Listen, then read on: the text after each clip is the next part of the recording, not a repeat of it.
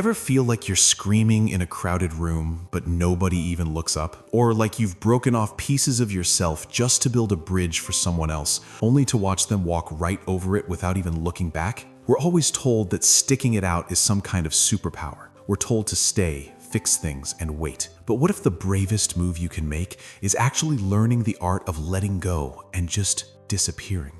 Let me tell you 3 quick stories. These aren't just fairy tales, they're basically mirrors for the scars you're carrying. By the end of this, you'll get why walking away from toxicity isn't weakness, it's the ultimate power move. Picture a farm, way before the sun even comes up. There was this guardian, not a dog, but a rooster named Rusty.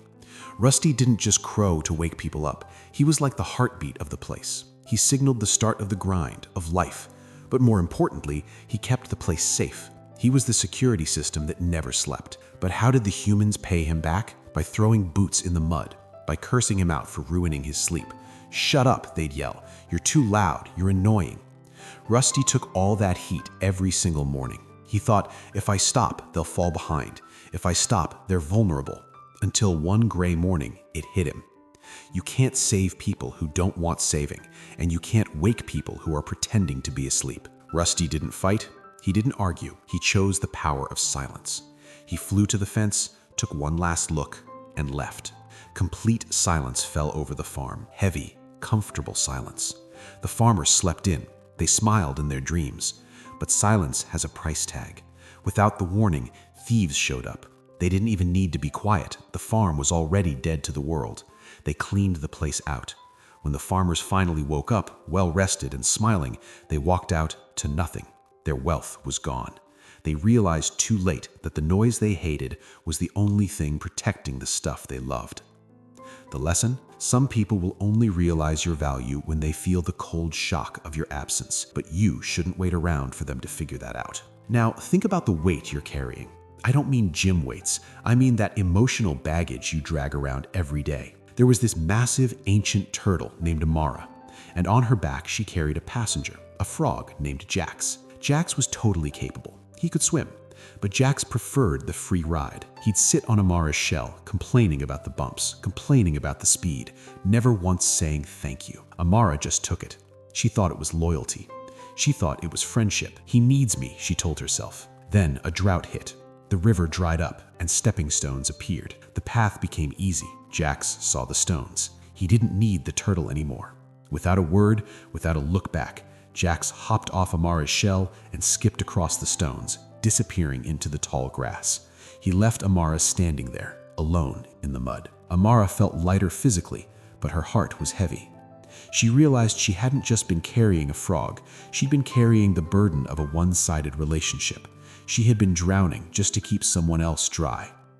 A wise old crane saw this and said, "Amara, your shell is designed to protect you, not to be a free Uber for those who can walk." Amara cried, not for the frog, but for the time she wasted. She made a vow. "I will never again offer my back to someone who doesn't respect my boundaries." When the rains came back and the river flooded, Jax returned.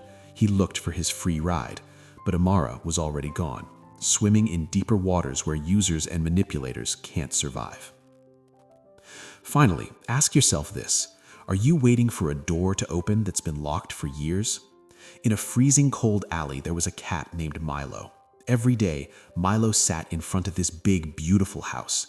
He sat by an empty clay bowl. He saw the lady inside. She saw him. Their eyes met every day. Milo thought, today she'll open the door. Today she'll pour some milk. Today I'll get let in. He sat through the rain. He sat through the snow. He gave that door his loyalty. He gave that closed door his hope. But the door never moved. The bowl stayed dry. One day, a street-smart stray cat walked by. He saw Milo shivering in the snow and said, "Bro, do you know why you're cold? It's not the snow. It's your expectations. That door isn't stuck. It's locked, and it's locked against you." The truth hit Milo harder than the frost. He wasn't being patient. He was being delusional. He stood up. He stretched his frozen legs. He didn't scratch the door. He didn't meow in anger. He simply turned his back. As he walked away into the unknown, he felt something strange. Warmth. Not from a fire, but from realizing he wasn't begging anymore. He was reclaiming his power. These 3 stories boil down to one truth about your life. Silent forgiveness isn't saying it's all good. It's understanding that you can't force the sun to rise for people who love the dark. It means you stop being the alarm clock for people who want to sleep on their potential. It means you stop being the bridge for people who don't want to get their feet wet.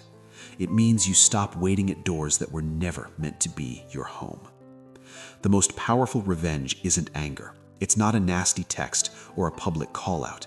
The most powerful revenge is focusing on yourself and living a life so full, so vibrant, and so peaceful that their absence becomes just a detail in your history, not the headline of your future. Respect yourself enough to walk away from anything that doesn't serve you, grow you, or make you happy. The silence you leave behind, that's their burden to carry, not yours.